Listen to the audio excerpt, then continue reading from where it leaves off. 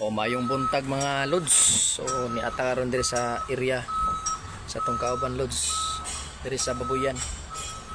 So ulat-ulat tagamay sa maong gipasahan ako og kuan live form kay para dili matiway. Mayo na lang madugang atong agi ani pag-abot sa sweldo.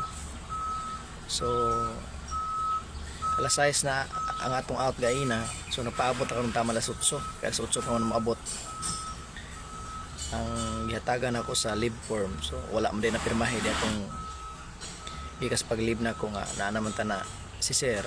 So karon samot na di mapirmahan pero pwede siya ma-authorize nga siya mo pirma kay silang sir ug ma'am to amugod sila sa Thailand.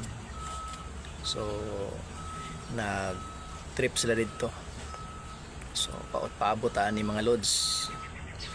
Uy, ayaw kalimot ba mo nga ayaw mo pag-skip sa akong videos ha para engage kita gyud permi nya kumanon sa nig tan-aw para na diha ang proper engagement. So adi share mo mag-react, comment o share dayon sa atong videos. So mora na guys atong pwede ma hatag. So keep going.